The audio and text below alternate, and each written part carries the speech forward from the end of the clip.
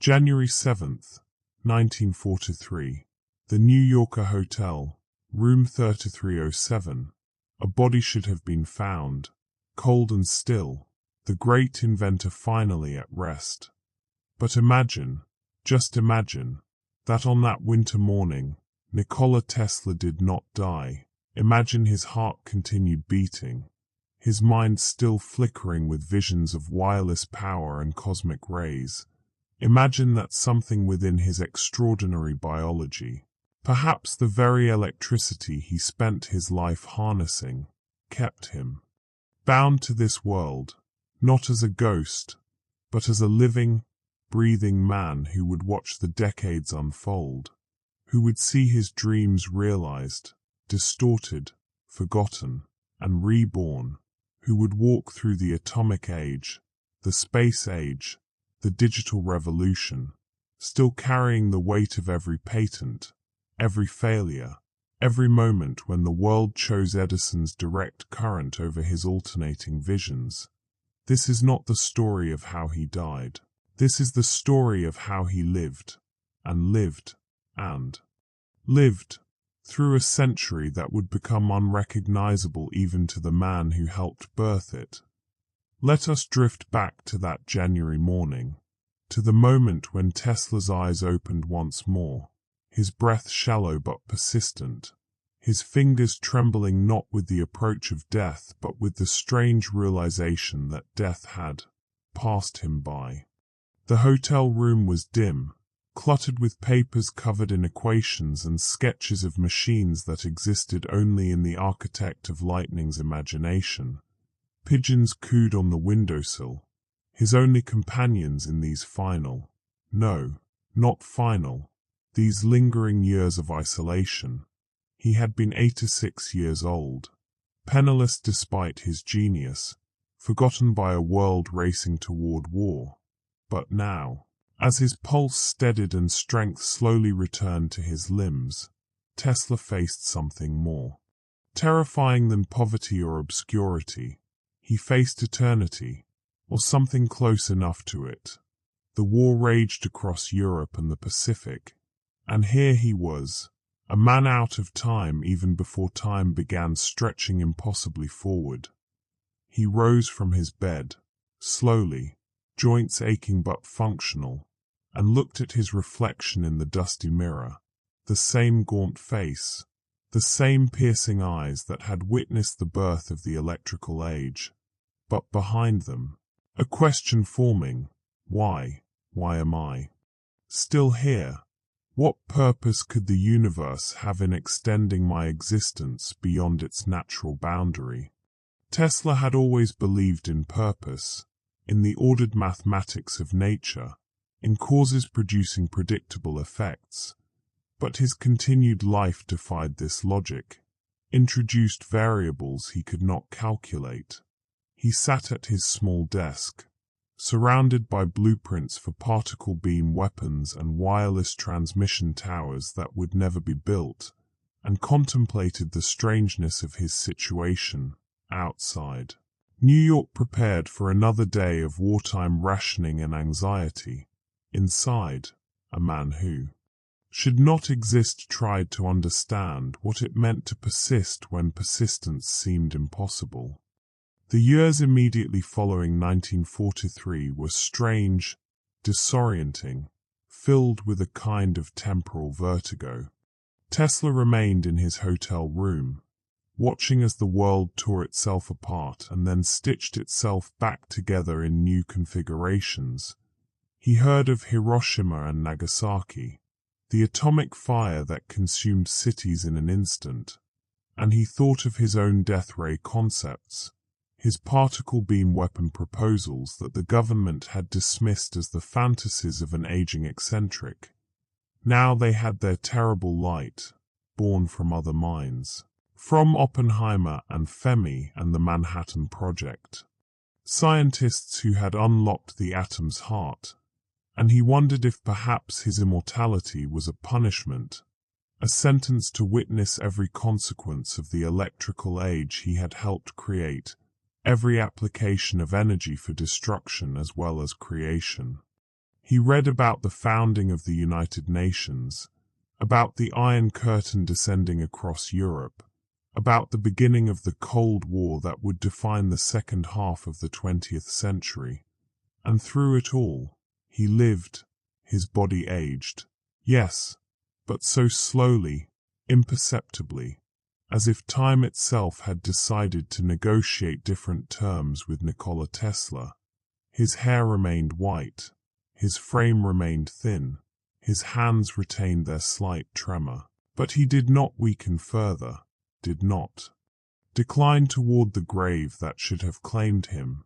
Instead, he stabilized, existing in a state of suspended deterioration that violated every principle of biology he understood. By 1950, he ventured out more frequently, an old man in an increasingly unfamiliar New York. The city had changed, grown louder, brighter, more electric than ever. His alternating current powered every building, every streetlight, every humming neon sign that turned Broadway into a river of colored light. Yet his name appeared nowhere in the public consciousness.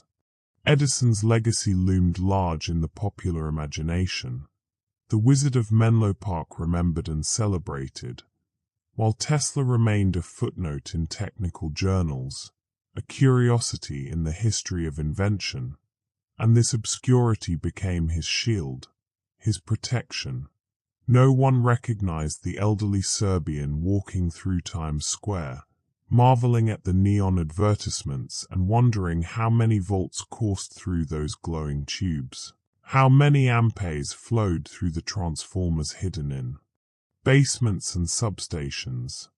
He would stand sometimes for hours, just watching the current dance in patterns of red and blue and gold, seeing in each flicker the ghost of his Wardenclyffe Tower, that magnificent dream of wireless power transmission that had crumbled into bankruptcy and ruin decades before.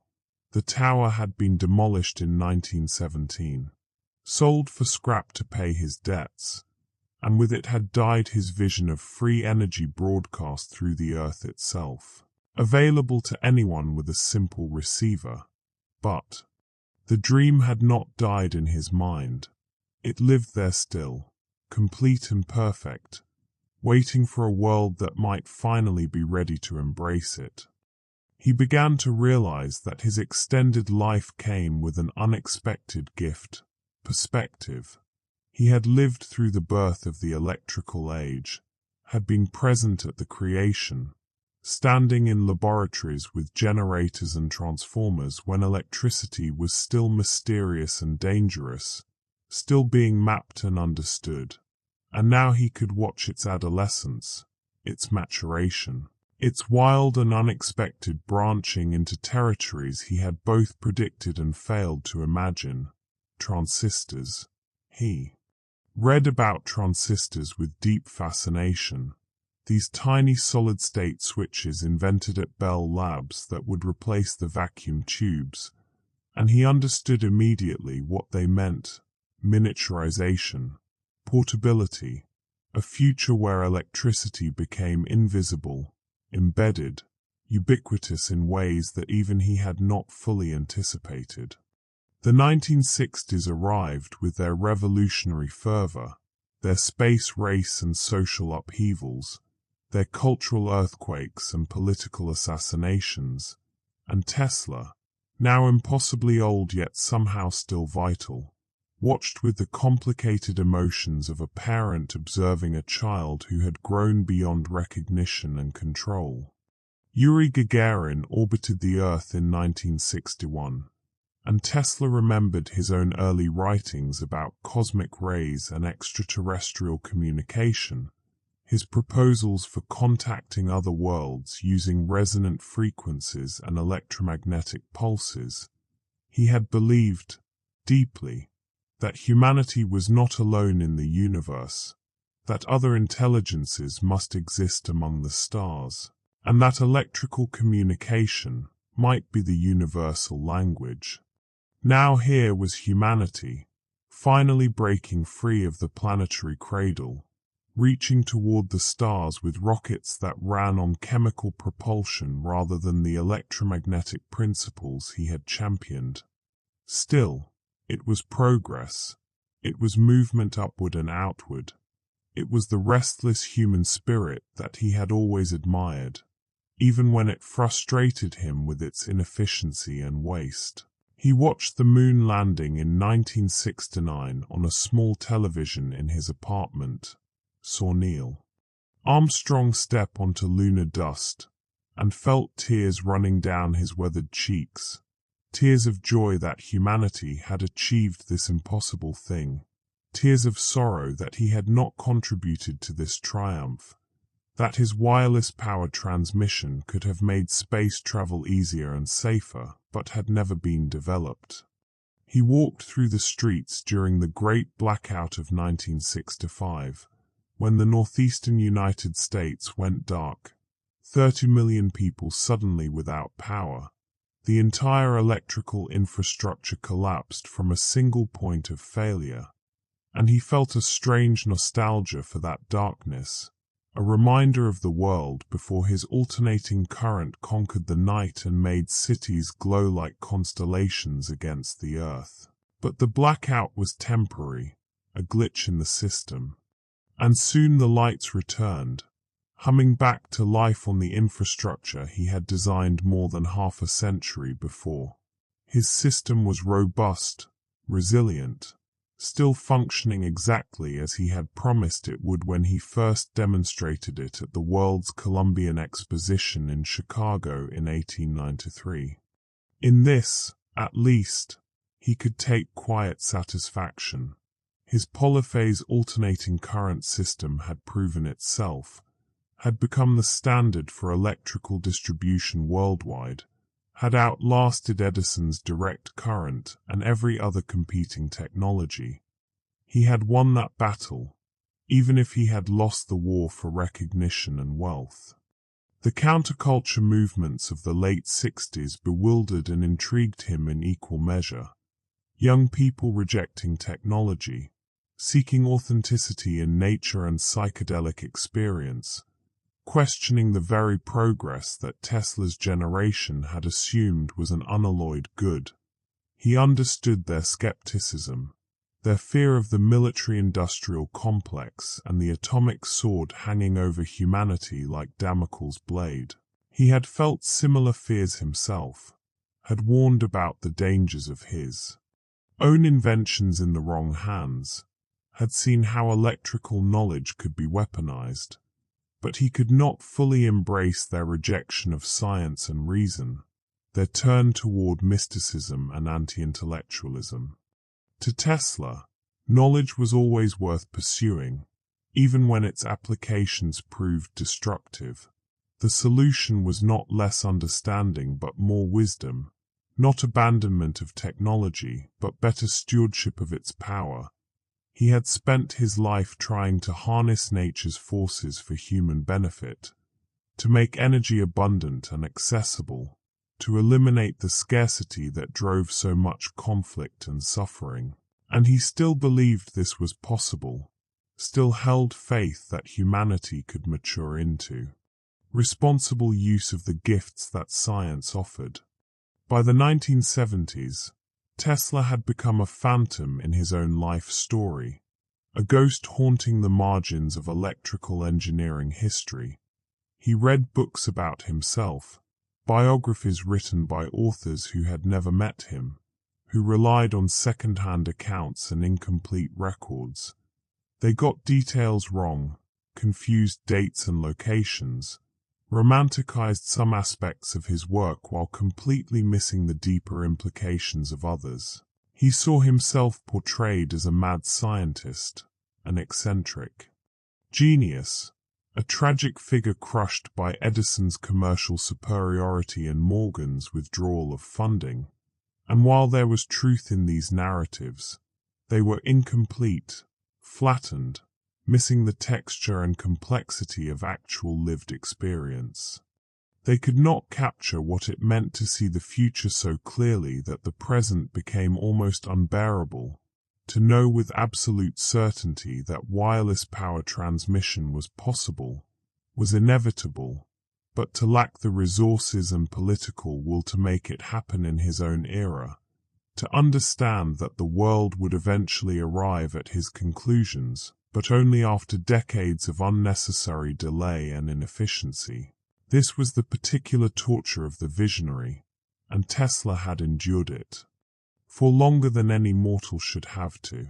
He witnessed the rise of personal computing in the late 70s, the early microprocessors and hobbyist kits that would eventually revolutionize human civilization, and recognized in them the same spirit that had driven his own youthful experiments in Budapest and Paris, young engineers tinkering in garages, building machines that the established corporations dismissed as toys, pursuing visions that conventional wisdom declared impossible or impractical.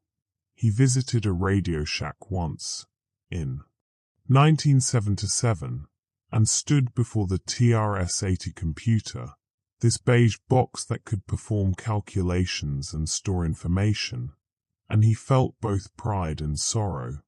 Pride that electricity had been refined to such precision, that human beings had learned to make lightning think, to encode logic in flowing electrons, and sorrow that he had not lived to see this in his prime, had not been able to contribute to this new revolution in his most productive years.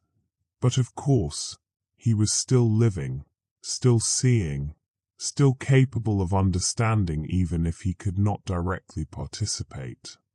And as the decades accumulated, as the years piled upon years in defiance of natural law, Tesla began to understand that his curse was also an opportunity, perhaps even a responsibility.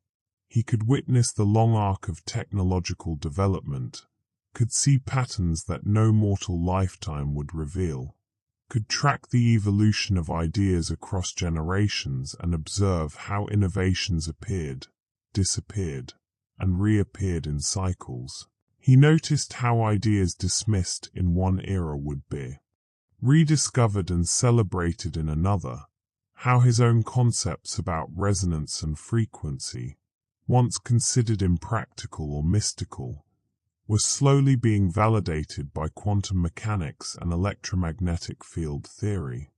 The physicists of the 20th century, working with particle accelerators and quantum experiments, were discovering that reality operated on principles Tesla had intuited but could not prove, that everything was vibration and frequency at the deepest level, that matter and energy were interchangeable, that the universe spoke in the language of waves and fields rather than solid objects and mechanical forces. He read the papers on quantum electrodynamics and string theory with a sense of recognition. Yes, this was what he had been trying to express when he spoke of the earth as a conductor, when he described electricity not as a substance but as a disturbance propagating through the ether. The 1980s brought a new acceleration, a quickening pace that matched the increasing speed of the computer processors driving the transformation, personal computers in homes, video game consoles that turned television screens into interactive experiences, the early internet taking shape in military and academic networks, connecting computers across vast distances through protocols and packet switching. Tesla, now moving through his second century of life with a body that aged but never quite failed, felt a growing urgency mixed with wonder. He had knowledge, experience, perspective that could benefit this rush toward digital interconnection. But how could he share it without revealing his impossible longevity? Who would believe that the man speaking to them was the actual Nikola Tesla, born in 1856 in the village of Smiljan, inventor of the alternating current motor and the Tesla coil, still alive and walking among them more than a century after his prime? They would think him mad, or a fraud, or both, and even If he could prove his identity through knowledge that only the real Tesla would possess, what then? He would become a specimen, a curiosity, subjected to endless testing and examination, his freedom sacrificed to scientific inquiry. So he remained silent, anonymous, observing from the shadows. He considered writing, publishing papers under pseudonyms, contributing to the ongoing research in electromagnetic theory and wireless transmission. But his style was too distinctive, his references too anachronistic, his way of thinking too rooted in 19th century physical intuition, even when addressing cutting-edge topics. Anyone who read carefully would sense that the author was impossibly old, educated in an era before quantum mechanics, yet somehow still current with modern developments. Instead, he became a silent observer, a ghost haunting the very future he had helped create, watching as his prophecies came true one by one. He walked through electronics stores, marveling at compact disc players that used laser light to read music encoded in microscopic pits, at mobile phones that let people communicate wirelessly across cities and continents. Each device a testament to the miniaturization and efficiency that transistors and integrated circuits had enabled. He remembered when a simple radio required vacuum tubes the size of light bulbs, required careful tuning and delicate handling, consumed enormous power and generated tremendous heat. Now music traveled through laser light, voices transmitted through invisible frequencies, all built on principles he had explored in his wireless transmission experiments at Colorado Springs decades before. The Chernobyl disaster in 1986 affected him deeply, struck him with a profound sense of loss and waste. He watched the news coverage of the reactor meltdown, saw the radiation spreading across Europe in an invisible cloud, saw the evacuation of Pripyat and the creation of the exclusion zone, and he thought about his own work with high-voltage electricity, with X-rays before their dangers were fully understood, with forces powerful enough to injure or kill. He had suffered his own injuries from electrical experiments, had burned his hands and eyes, had pushed the boundaries of safety in pursuit of knowledge. But he had been experimenting on himself, accepting personal risk for potential discovery. This was different. This was the peaceful atom-turned-weapon through negligence and design flaws, through the arrogance of engineers who thought they had mastered forces they had barely begun to understand. And it reminded him that every gift of science could become a curse without wisdom and care, that the same nuclear-binding energy that could power cities could also poison them for generations. He wondered if humanity would ever learn this lesson, would ever develop the ethical maturity to match its technological capability, or whether each new power would simply be wielded recklessly until disaster taught caution. The fall of the Berlin Wall in 1989, the collapse of the Soviet Union, the end of the Cold War that had defined global politics for more than 4 decades. Tesla watched these geopolitical earthquakes with the detachment of someone who had seen empires rise and fall before, who understood that political structures were temporary while natural laws were eternal. He had been born in the Austrian Empire, had lived through the collapse of that multi-ethnic state, had witnessed 2 world wars and countless smaller conflicts, had seen nations appear and disappear from maps like waves on an ocean. Borders were temporary, he understood. Nations were stories people told themselves, useful fictions that organized human behavior, but had no objective reality beyond collective belief. But electricity, magnetism, the fundamental forces of nature that governed reality from the quantum scale to the cosmic, these were eternal. these transcended human political arrangements. These would persist long after every current nation had crumbled into historical footnotes. The 1990s arrived with their optimism and their World Wide Web, this new network connecting computers across the globe, allowing instant communication and information sharing on a scale never before possible, and Tesla felt a profound recognition, a sense of vindication mixed with frustration. This was it. This was the wireless transmission of information that paralleled his dream of wireless transmission of power. Humanity had achieved half of his vision, had proven that energy could be sent through the air without wires, could be broadcast and received by simple antennas. Data flowed invisibly through the air, through cables, through satellite links, creating a planetary nervous system that connected human minds across continents and oceans. But the power still required wires, still depended on the grid he had designed a century before, still flowed through copper cables and aluminum transmission lines, subject to resistance losses and infrastructure vulnerabilities. Progress, yes, undeniable progress in communication and information technology, but incomplete, stopping short of the full vision he had articulated at the turn of the previous century, when he built Wardenclyffe Tower on Long Island and attempted to prove that electrical power could be broadcast as easily as radio waves. He wondered sometimes if he should reveal himself, should step forward and declare his continued existence, should offer his knowledge and experience to the new generation of engineers working on wireless technologies. He imagined the sensation it would cause, the media frenzy, the scientific interest, the inevitable skepticism and demands for proof. Committees would form. Tests would be designed. His DNA would be analyzed. His memories would be probed and verified against historical records. And then what? Would they listen to his ideas?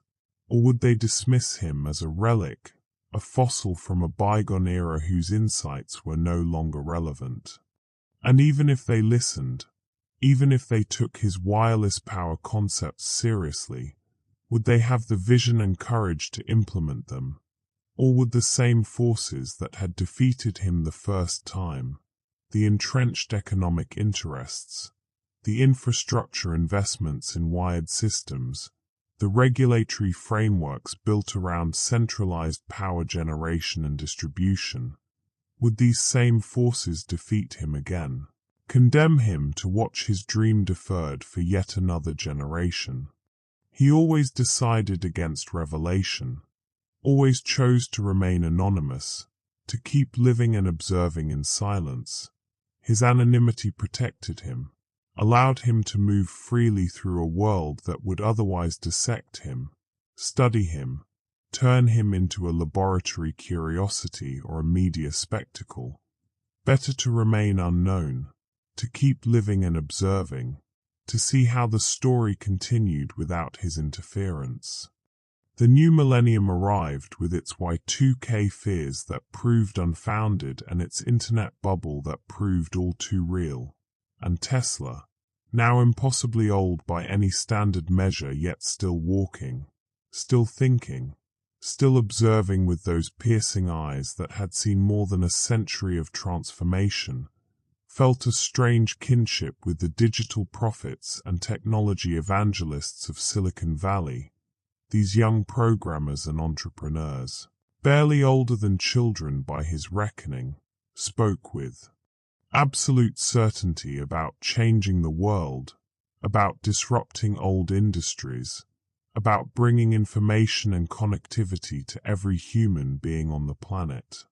They had the same idealism he had possessed in his youth, the same certainty that their inventions would usher in a better age, that technology could solve social problems and eliminate ancient scarcities. And he hoped they were right. even as he knew from bitter experience that every technology brought both gifts and dangers, that innovation disrupted existing power structures and created new ones, that tools designed for liberation could be turned to control and surveillance. The knife cuts both ways, he had learned, and the current flows in circuits more complex than simple positive and negative. He read about the Human Genome Project, the mapping of human DNA completed in 2003, and wondered if somewhere in his own genetic code there might be an explanation for his longevity, some mutation or anomaly that had allowed his cells to repair themselves beyond the normal span, to resist the accumulated damage that aged ordinary humans. But he had no way to investigate this without exposing himself, without submitting to genetic testing that would reveal his identity, and so it remained another mystery among the many he had accumulated, another question without answer. The September 11th attacks in 2001 shocked him as they shocked the world, the sudden violence erupting in the heart of peaceful civilization. He watched the towers fall on a television in a public space, surrounded by stunned onlookers, and he felt the weight of his long memory pressing down. He had seen so much violence, so much destruction, from the trenches of the First World War to the firebombing of cities in the Second, from political purges to ethnic cleansings. And yet each new atrocity still carried the power to horrify, still demonstrated that human cruelty had not been eliminated by prosperity or education or technological progress. Technology had not made humanity more peaceful, he reflected sadly. Communication had not eliminated hatred and fear.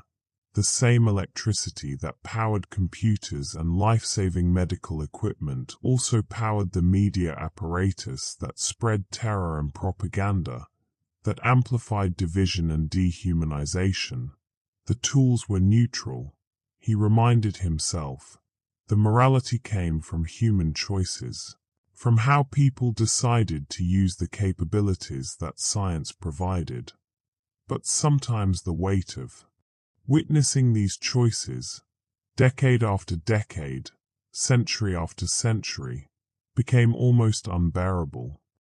The rise of smartphones in the late 2000s fascinated Tesla beyond measure, captured his attention in ways that few technologies had since the early days of radio.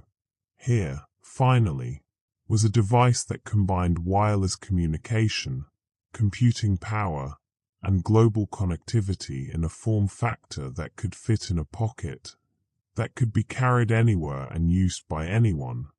When the iPhone launched in 2007, he studied it with the intensity of a researcher examining a new species, trying to understand not just how it worked but what it meant for human civilization. He would see people on the street, heads bowed toward glowing screens, fingers swiping and tapping with practiced precision, completely absorbed in the digital realm while their bodies moved through physical space. And he recognized this as a kind of prayer, a devotion to the flow of information that had become more important than immediate physical presence. It troubled him and excited him in equal measure.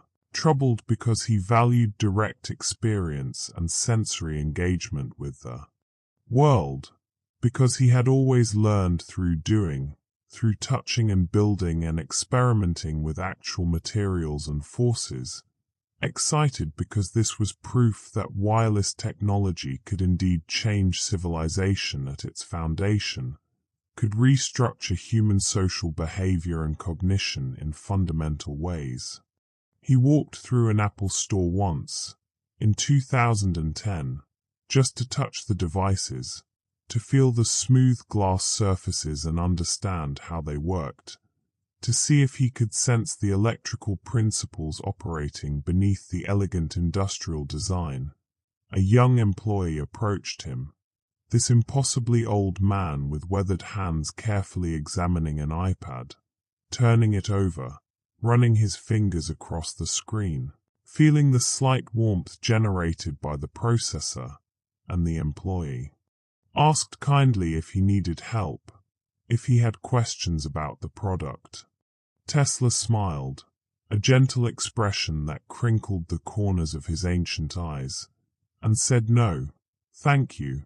I am just looking, just trying to understand."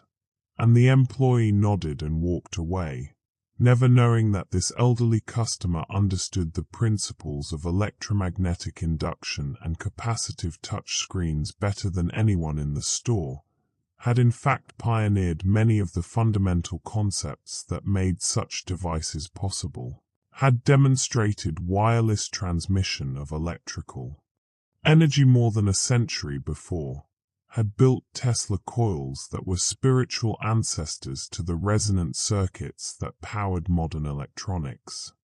The news of Elon Musk's Tesla Motors intrigued him deeply, stirred emotions he thought he had long since mastered. Here was a company named in his honor, carrying his name into the 21st century, building electric vehicles and battery systems and solar panels, bringing his vision of electric transportation to reality more than a century after he had first proposed it. He felt a complicated mix of vindication and absence, of pride and melancholy. Vindication that his ideas were finally being recognized and implemented on a scale that matched his original ambitions. Absence because he could not claim credit, could not be part of this new chapter in the Tesla story, could not step forward and say, "Yes, this is what I meant. This is what I saw when others called me impractical and idealistic." He was the ghost at his own resurrection, watching others carry his name forward into a future he could observe but not shape, not publicly, not in any way that would allow him to contribute his accumulated knowledge and experience. The 2010s brought accelerating change, a quickening of the already rapid pace of innovation, artificial intelligence, machine learning, neural networks that could recognize faces and translate languages and defeat humans at complex games like chess and Go. Tesla followed these developments with intense interest, reading papers on deep learning and convolutional neural networks, trying to understand how these digital minds worked, how they learned patterns from data and made predictions and decisions. They were not conscious, he understood, not in the way a human was conscious, not possessed of subjective experience or genuine understanding, but they were intelligent in a narrow, focused way, capable of solving specific problems with superhuman efficiency. And he wondered if consciousness itself might be an electromagnetic phenomenon, a pattern of energy flowing through neural tissue, something that could in principle be replicated or transferred, if his own mind, his sense of self, was nothing more than electrical impulses in a particularly complex circuit, then perhaps consciousness could survive the death of biological substrate, could be uploaded or copied or continued in new forms. He thought about his own consciousness, his own sense of self that had persisted for more than a century and a half, that had remained coherent and continuous even as his body aged and the world transformed around him. What was it that made him still Nikola Tesla after all these years? What essential core remained unchanged? Memory, certainly. The accumulated experiences that formed his personal history, continuity of experience, the unbroken thread of awareness connecting past to present, but also something harder to define, something qualitative rather than quantitative, a perspective, a way of seeing the world through the lens of mathematics and electromagnetism, a tendency to think in terms of waves and fields and resonant frequencies. And this perspective had not changed fundamentally even as everything around him transformed. Even as the technology he had pioneered evolved into forms he could barely recognize, he was still the man who saw the rotating magnetic field in his mind's eye while walking through a park in Budapest, who understood intuitively that alternating current could be made to do work, who believed that nature's forces could be harnessed for human benefit through careful application of physical principles. Climate change became the dominant concern of the era, the existential challenge that overshadowed all others, and Tesla felt a deep frustration building. He had promoted wireless power transmission not just for convenience but for efficiency, for the elimination of transmission losses in long-distance power lines, for the possibility of tapping into renewable sources wherever they existed and distributing that energy globally without infrastructure constraints. If his Wardenclyffe Tower had succeeded, if wireless power had become the standard instead of the exception, perhaps humanity would have developed more sustainable energy systems earlier. Perhaps the carbon crisis could have been mitigated before it reached critical levels. But history had taken a different path, and now the world struggled with the consequences of burning fossil fuels for energy while the sun poured unlimited power onto the Earth's surface every day, largely unharvested except by plants and a scattering of solar panels. The wind rushed through the atmosphere, carrying kinetic energy that went unutilized except for the small fraction captured by turbines. The Earth itself radiated heat, geothermal energy accessible anywhere you drilled deep. Enough. The sources of clean, renewable power were everywhere, abundant beyond any conceivable need. Yet humanity continued to burn ancient carbon and poison its own atmosphere. The COVID-19 pandemic arrived in 2020, spreading across the globe with terrifying speed, and Tesla, who had lived through the Spanish flu of 1918, recognized the patterns with grim familiarity. The fear, the isolation, the disruption of normal life, the overwhelming of medical systems, the conspiracy theories and misinformation competing with scientific understanding. He had seen all this before, had watched as that earlier pandemic killed millions and then faded from collective memory, becoming a historical footnote that most people barely remembered. But this time, technology offered different tools and created different challenges. Video calls instead of complete disconnection, allowing families to maintain contact even while physically separated. Remote work enabled by the internet, proving that many jobs could be done from anywhere with a broadband connection. Rapid vaccine development through genetic sequencing and mRNA technology, achieving in months what had previously taken years. He watched the world adapt, watched cities empty and then slowly refill as vaccines became available, and he marveled at human resilience even as he mourned the millions who died, the lives cut short by a microscopic organism that cared nothing for human ambitions or achievements. He had become increasingly reclusive by this point, not from fear of disease. His anomalous biology seemed to protect him from pathogens as it protected him from aging, but from the simple exhaustion of maintaining a presence in a world that moved ever faster, that changed more rapidly than he could comfortably adapt. He rented a small apartment under an assumed name, lived on a modest income from investments he had made decades before under various identities, carefully moving money through accounts and trusts to avoid detection, to maintain his anonymity while ensuring his survival.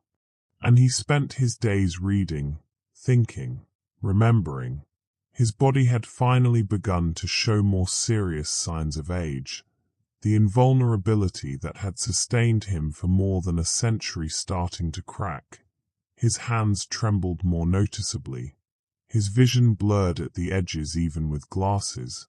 His joints ached with a persistence that even his anomalous biology could not fully suppress. He wondered if this was the beginning of the end, if his strange immortality was finally running out, if he would experience a normal death after an impossibly prolonged life. But his mind remained sharp, perhaps sharper than ever, honed by decades of observation and reflection, enriched by the accumulated perspective of witnessing technological evolution across more than a century and a half. He thought about wireless power again. Always wireless power, his great unrealized dream that haunted him more than any other failure.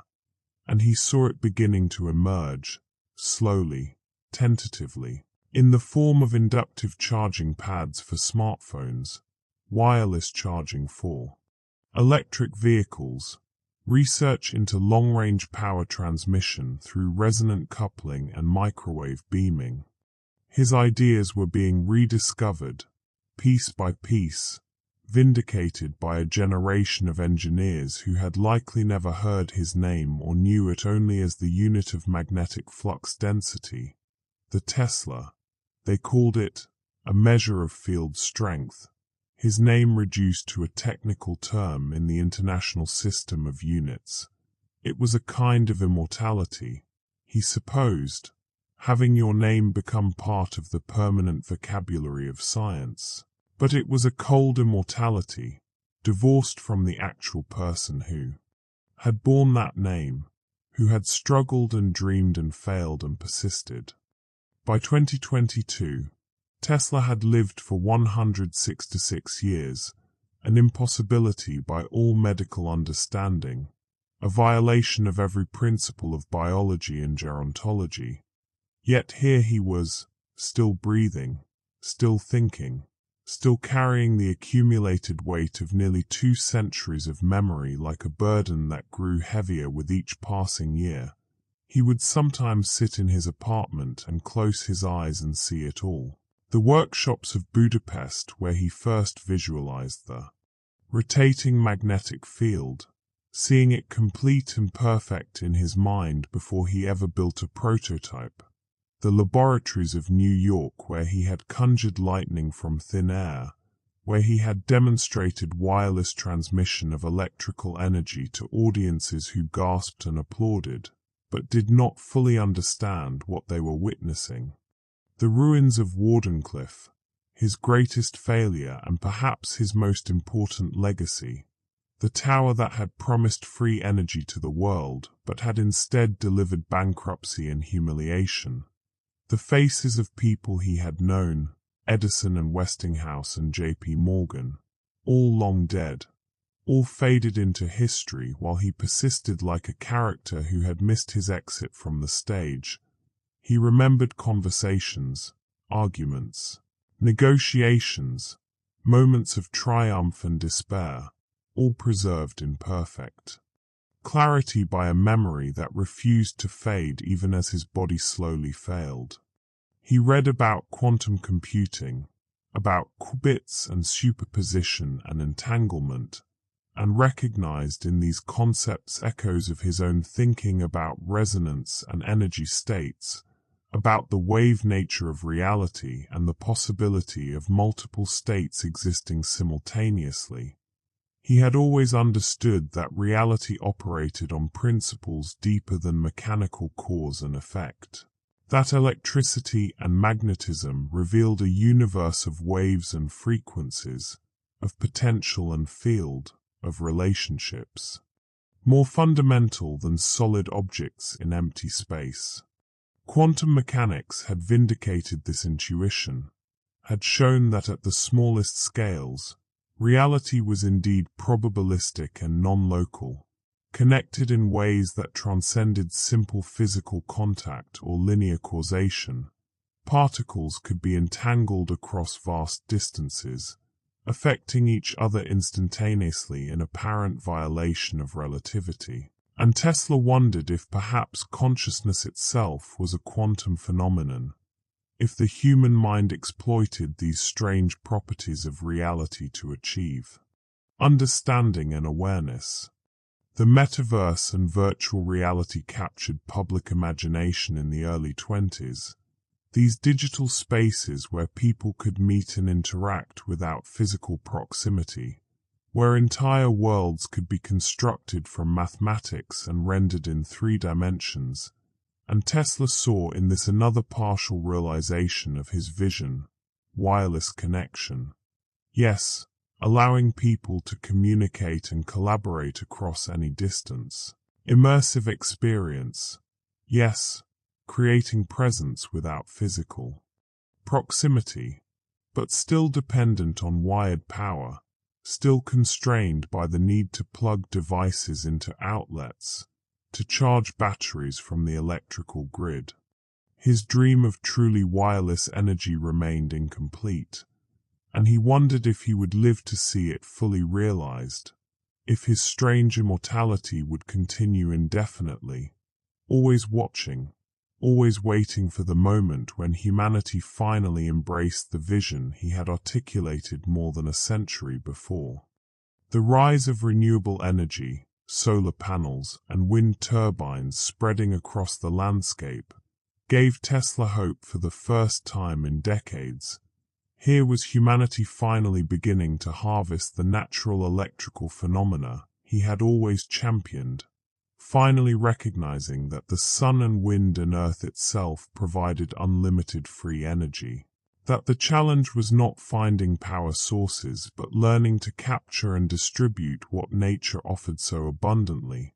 The sun was a fusion reactor, providing unlimited free energy, bombarding the earth with more power every hour than human civilization consumed in a year.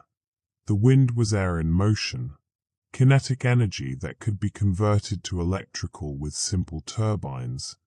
These were the sources he had always believed in, cleaner and more sustainable than burning ancient organic matter, more elegant than the brute force of combustion. But the efficiency was still limited, the storage still problematic, the distribution still dependent on the aging infrastructure of wires and transformers that he had designed more than a century before. Batteries had improved tremendously since his era. Yes, lithium-ion cells that could hold charge with remarkable density, that made electric vehicles practical and grid-scale storage economically viable. But they were still batteries, still chemical storage with all its limitations, still subject to degradation and resource constraints, still requiring mining and manufacturing processes that carried their own environmental costs. He thought about his Colorado Springs experiments in 1899, where he had transmitted electrical power through the Earth itself, using the planet as a giant conductor, proving that wireless distribution was not fantasy but physics. Those experiments had shown that resonant frequencies could be established, that standing waves could be set up in the Earth's electrical field, that power could be drawn from the ground anywhere on the planet with a properly tuned receiver. Yet the world had never pursued this direction, had chosen instead the path of wires and transformers and regional grids, the path of centralized generation and vulnerable infrastructure. And now, more than a century later, the infrastructure he had designed was aging, straining under demands it was never meant to handle. Blackouts became more common, wildfires sparked by failing equipment, vulnerabilities to cyber attack and physical sabotage increasingly apparent. The grid he had created needed to evolve, needed to become more distributed and resilient. And perhaps wireless power would finally become economically viable. Perhaps the technology had advanced to the point where his vision could be implemented. He watched a SpaceX rocket land itself in 2022, returning from orbit to touch down vertically on a platform with impossible precision, and he felt a surge of joy that temporarily lifted the weight of his accumulated years. This was the kind of engineering elegance he had always admired, turning physics into poetry, making the impossible routine through careful application of natural principles. Elon Musk was controversial, certainly, a polarizing figure who attracted both worship and criticism. But the man understood that technology should be bold, should push boundaries, should attempt the ambitious rather than settling for the incremental improvement of existing systems. Tesla recognized a kindred spirit, even if separated by more than a century of birth, even if they would never meet or collaborate. Here was someone who thought in terms of first principles rather than precedent, who asked what was physically possible rather than what was conventionally acceptable, and watching those rockets land and launch and land again, reusable spacecraft that made orbital access routine. Tesla felt a connection across time to his younger self, the man who had believed that wireless power transmission was possible despite all the experts who said otherwise. By 2024, artificial intelligence had advanced to the point where language models could converse fluently, could generate text and images and code with startling proficiency, could pass many tests of understanding that had once seemed uniquely human. Tesla interacted with these AIs sometimes, asking them questions about electromagnetic theory, about the history of electrical engineering, curious to see how they understood the field he had helped create, whether they could grasp the intuitive physical reasoning that had guided his own work. And the answers were often impressive, synthesizing information from countless sources, presenting it coherently and accurately, demonstrating a kind of understanding that seemed genuine even if it was ultimately statistical pattern matching rather than conscious comprehension. But they lacked something essential, something he struggled to define. They had no experience of discovery, no memory of the moment when theory crystallized into understanding, no sense of the joy and terror of wrestling with forces that could create or destroy. He realized that this was what made his extended life valuable, what justified the strange burden of his continued existence. Not just the accumulation of years, but the accumulation of experience, of direct sensory encounter with the phenomena he had studied.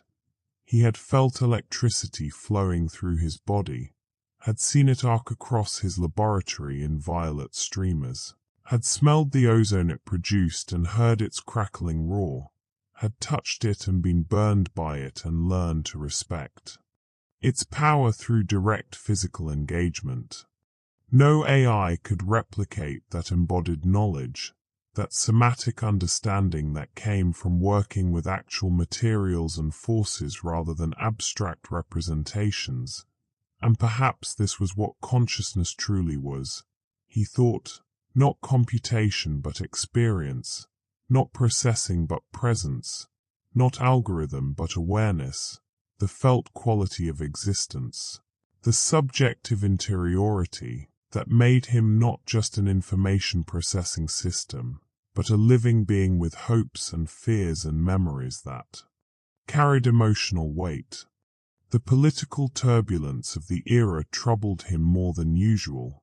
The rise of authoritarianism in various countries, the erosion of democratic norms and institutions, the manipulation of information through social media and targeted advertising.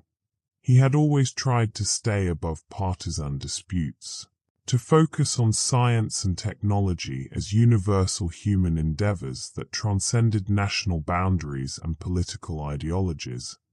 But he could not ignore the rise of authoritarianism in various countries, the erosion of democratic norms, the manipulation of information through platforms that claimed to connect people, but often divided them instead. The very technologies that promised connection and enlightenment were being weaponized, turned into tools of control and division, used to spread misinformation and conspiracy theories, to create echo chambers that reinforced existing beliefs rather than challenging them. He thought about his own publicity photographs, carefully staged to project an image of the wizard of electricity, the master of lightning who could summon forces beyond ordinary comprehension. But that was simple theater, transparent illusion designed to attract funding and public interest. Anyone who looked carefully could see the techniques, could understand that it was showmanship in service of science. This new propaganda was more sophisticated, more insidious, harder to detect and resist. Deep fakes that made people appear to say things they had never said, algorithms that filtered information to show people only what would engage them emotionally, recommendation systems that led users down rabbit holes of increasingly extreme content. The technology was neutral, he reminded himself. The morality came from how it was used, but the scale and sophistication of modern manipulation troubled him deeply, made him wonder if perhaps humanity was not yet ready for the power that technology provided. Tesla began to feel a growing urgency to somehow share what he had learned, to transmit his knowledge and perspective before it was too late, before his strange immortality finally ran its course and his accumulated experience died with him. But how? He could write, yes, but writing under his own name was impossible. Who would believe that Nikola Tesla was still alive, still observing, still thinking? And writing under a pseudonym meant his insights would lack the authority of his. History would be just another voice among millions offering opinions and theories. He could teach, but to whom? How could he explain that he understood electromagnetic fields not just theoretically but experientially, having worked with them for more than 160 years, having pushed their limits and explored their properties through direct experimentation? How could he convey the perspective that came from watching an entire technological civilization emerge from the principles he had helped establish? He considered the possibility that his longevity might not be unique, that there might be others like him, people who had somehow escaped the normal limits of human lifespan through genetic anomaly or environmental exposure or sheer statistical improbability, immortals walking among mortals, hiding their nature just as he hid his, accumulating centuries of experience while maintaining elaborate deceptions to avoid detection. But if they existed, they were as invisible as he was, as careful. To maintain their anonymity, as aware of what exposure would mean. And perhaps that was wise. Perhaps the world was not ready to accept that death might not be inevitable, that some individuals might persist indefinitely while others lived their brief spans and faded away. The social implications were staggering, the potential for inequality and resentment enormous. Better to remain hidden, to live quietly and observe, to contribute what you could without claiming credit or drawing attention. The development of CRISPR gene editing and the first experiments with life extension therapies intrigued him deeply, suggested that his own anomalous longevity might soon become less unique. Here was humanity beginning to tackle aging as an engineering problem, a biological challenge to be solved rather than an immutable fate to be accepted. If these technologies succeeded, if human lifespans extended to centuries rather than decades, what would that mean for civilization, for culture, for the transmission of knowledge and the evolution of ideas? Would people become more wise with time, more patient and far-sighted in their thinking? better able to consider long-term consequences and plan for the future? Or would they simply accumulate trauma and regret, becoming harder and more cynical as the decades accumulated, losing the flexibility and openness that characterized youth? Tesla's own experience suggested that longevity could bring both wisdom and sorrow, both perspective and pain. He had gained perspective, yes, had learned to see patterns across generations, to understand how technologies and ideas evolved, to recognize cycles of innovation and consolidation. But he had also lost everyone he had ever been close to, had watched his contemporaries die one by one, had outlived his own historical moment and become a ghost in a world that had forgotten him. He existed now in a permanent state of displacement, neither fully part of the past nor the present, a liminal figure haunting the boundary between eras.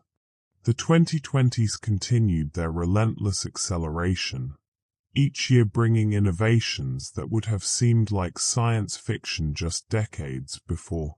Fusion power experiments achieved breakthrough results in 2022, demonstrating net energy gain for the first time, the holy grail of clean energy that had eluded researchers for decades finally within reach.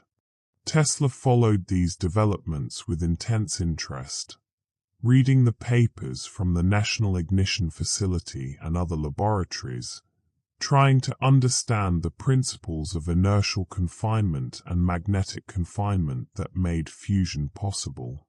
Fusion was not his field, was based on principles of nuclear physics that had been discovered after his most productive years, that required quantum mechanics and particle physics to fully understand. But he grasped its significance immediately, recognized what it could mean for humanity's energy future.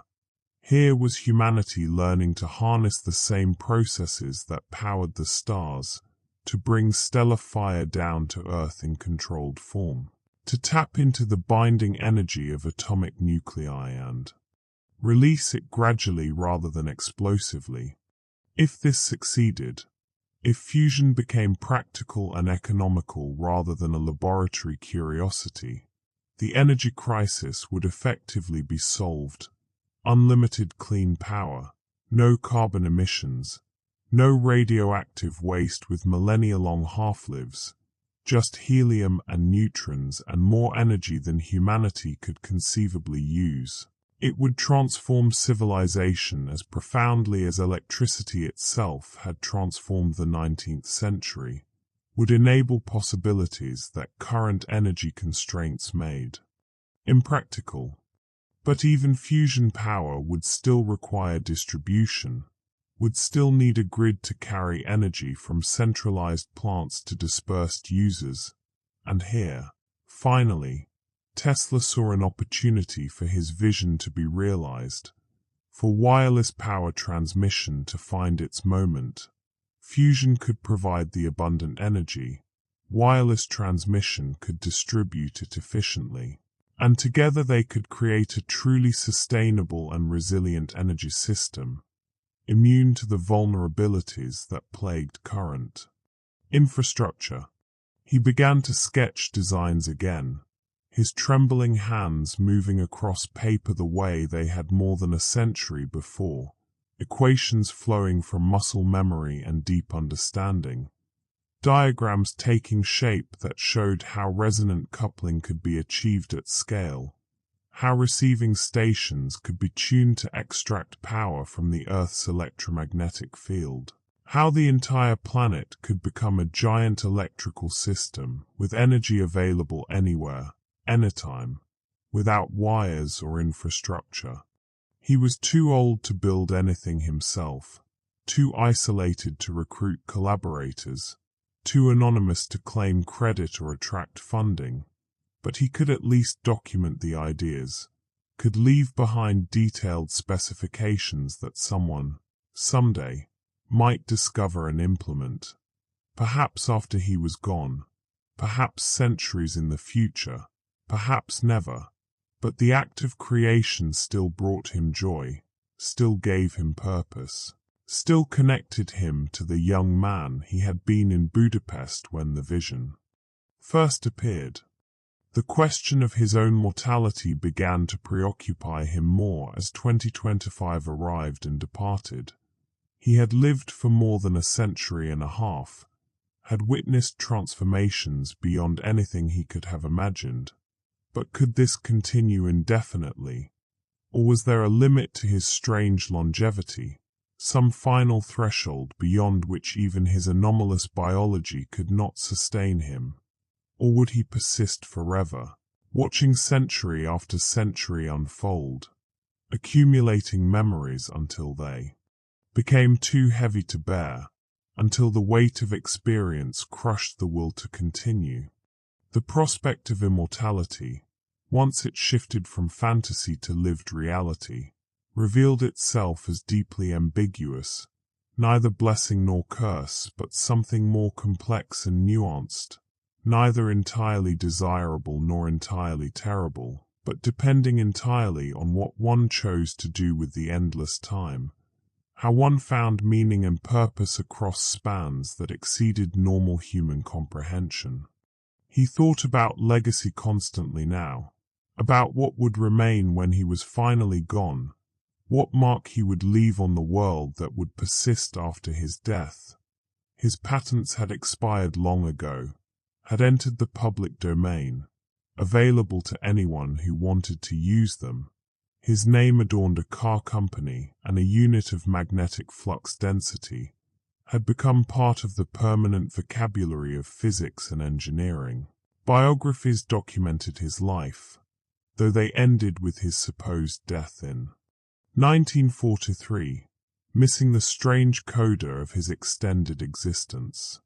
The world remembered him, after a fashion, but incompletely, focusing on his rivalry with Edison while missing the deeper significance of his work, celebrating his eccentricities while ignoring his insights.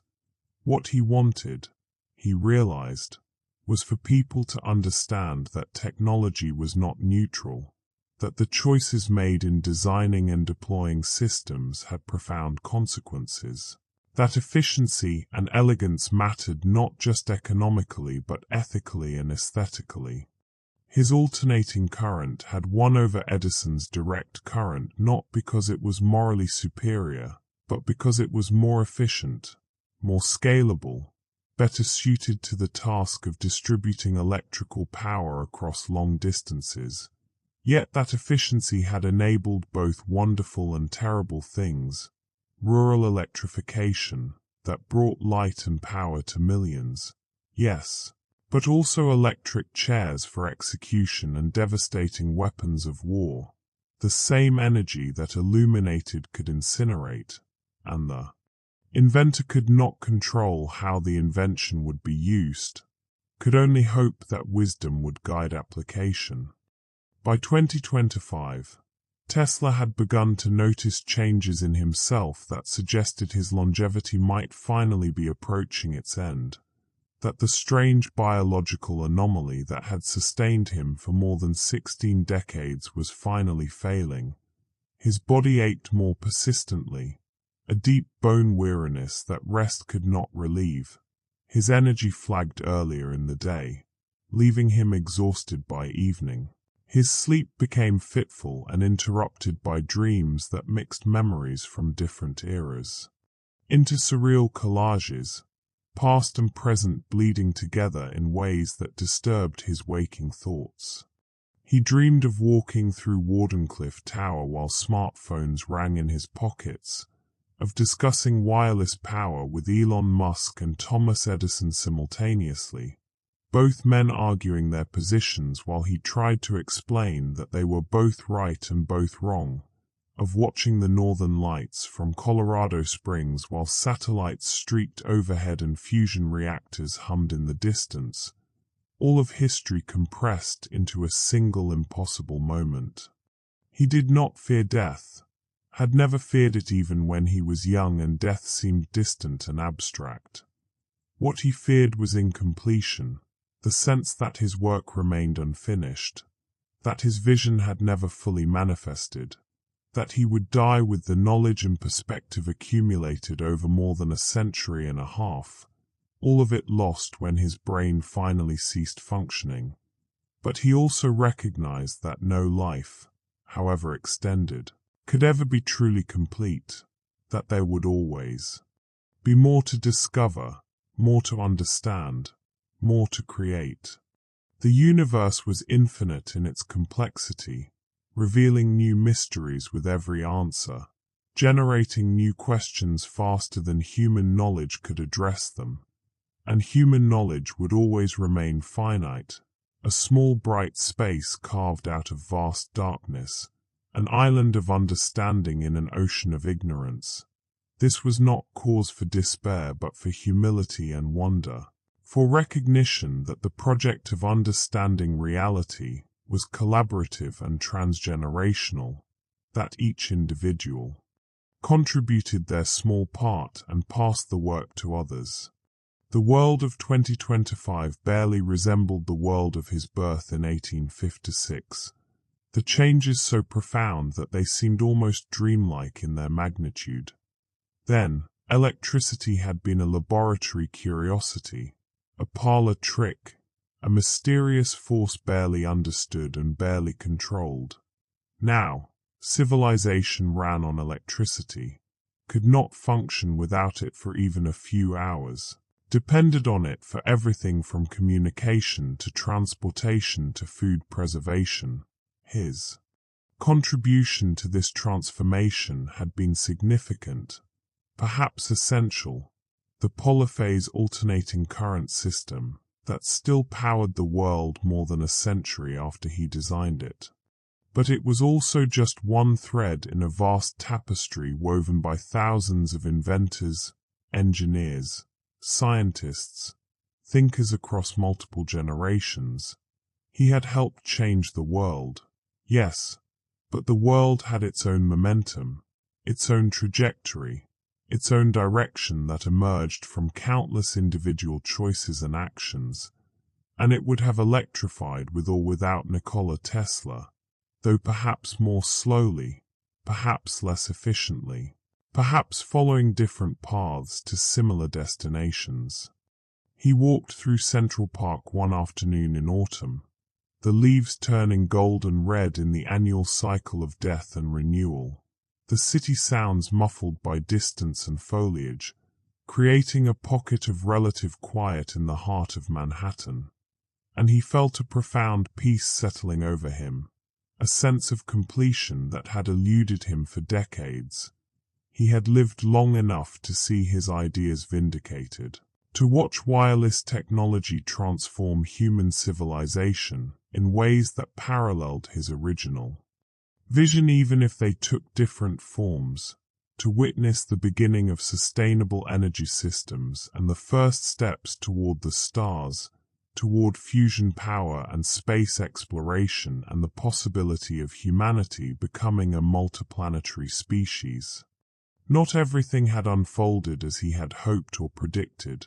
Of course, wireless power transmission remained incomplete, still just a dream for the most part, still waiting for someone to fully realize his vision. But that was the nature of the future. He understood now. It surprised you, exceeded your imagination in some ways while disappointing in others, following paths you could not anticipate because the variables were too numerous and the interactions too complex. Young people passed him on the walking path, absorbed in their devices, connected wirelessly to a global network that would have seemed like magic to his younger self, and he smiled, a gentle expression of recognition and acceptance. They would never know who he was, would never recognize the old man on the bench as the inventor whose work made their wireless world possible. And that was fine. That was appropriate. That was how it should be. Legacy did not require recognition, only continuation. His ideas lived on in the electrical grid, in radio communications, in every AC motor and transformer, in the very concept of wireless transmission that had become so fundamental to modern life that people took it for granted. They had escaped him, had become part of the common heritage of humanity, available to anyone who needed them. And that was the greatest success any inventor could achieve, to give the world something useful and have it become invisible through ubiquity. He thought about writing a letter, a final statement to be discovered after his death, perhaps hidden in his notebooks or left with instructions to be opened at some future date. But what would he say that would not sound like the ramblings of a madman or the fabrications of a fraud? That he had lived impossibly long, had watched the future unfold across more than 16 decades, had seen both the promises and perils of technological progress. That electricity was neither savior nor destroyer but a tool, powerful and morally neutral, waiting to be shaped by human intention and wisdom. That wireless power was still possible, still worth pursuing, still the key to a truly sustainable and abundant energy future that could eliminate scarcity and transform human civilization, that the universe spoke in frequencies and fields, in waves and resonances, in the language of mathematics and physics that transcended human languages and cultural boundaries, and learning to listen to that language, learning to understand and work with natural principles rather than against them, was the great work of science and engineering. Winter arrived early in 2026, snow falling on the city in thick white curtains that muffled sound and transformed the familiar landscape into something strange and beautiful.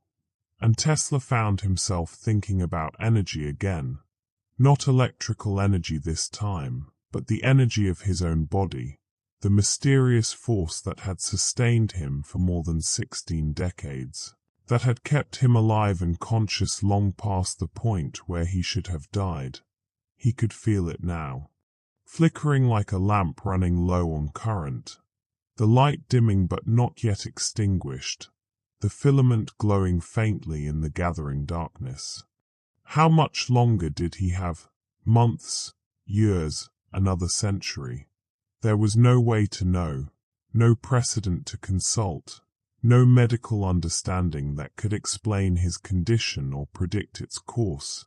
He was unique, as far as he knew, the only person to have lived so long, to have witnessed so much transformation, to have carried consciousness and memory across such vast spans of time. He made arrangements, quietly, for his papers and notebooks to be donated to a museum after his death. Not the notebooks from his historical life. Those had been seized by the FBI or lost or destroyed long ago. But the new notebooks, the ones documenting his observations and theories from his extended life, his thoughts on quantum mechanics and wireless power and the evolution of technology across more than a century. He wrote them in code, simple substitution ciphers that any dedicated researcher could eventually break, wanting the information preserved but not immediately accessible, wanting it to serve as a puzzle for future generations rather than easy answers. The news spoke of breakthrough after breakthrough, the acceleration continuing and even intensifying, quantum computers achieving computational supremacy, solving problems that classical computers could not address, artificial general intelligence on the horizon, systems that could think and reason across domains rather than just performing narrow tasks. Fusion reactors moving toward commercial viability with each successful experiment. Space telescopes peering back to the beginning of time, revealing the universe in unprecedented detail. Humanity was accelerating towards singularities and transitions that would reshape the species fundamentally. that might transcend biological limitations entirely and create forms of intelligence and existence that current humanity could barely imagine. And Tesla wondered if his longevity had been a preview, a glimpse of what humans might become if they could overcome the tyranny of aging and death. If they could persist long enough to accumulate the wisdom that came only through extended experience. On a quiet evening in late January 2026, exactly 83 years after he should have died, Tesla sat in his apartment watching the lights of the city shimmer through the falling snow. 169 years since his birth in the village of Smiljan, in a region that had changed names and borders multiple times, that existed now in a different country under a different political system. 83 years since the morning when he should have been found dead in the New Yorker hotel, his heart finally still, his brilliant mind finally dark. And here he was, still alive, still observing, still turning over in his mind the great questions that had driven him since youth. Since that moment in Budapest when he saw the rotating magnetic field complete and perfect in his imagination. How to transmit power without wires. How to make energy abundant and free. How to harness the Earth's natural forces for human benefit. How to bring light and understanding to all humanity. To eliminate the scarcity and conflict that came from competition for limited resources. He felt his heartbeat, steady but slow, each pulse a small miracle of persistence, and wondered if this would be his last winter, his final season of watching snow fall and lights glow and the city continue its restless transformation. And he found that he was ready, not eager for death but accepting of it, understanding that even the longest life must eventually end, that consciousness could not persist indefinitely, that the pattern must eventually dissolve back into the chaos from which it emerged.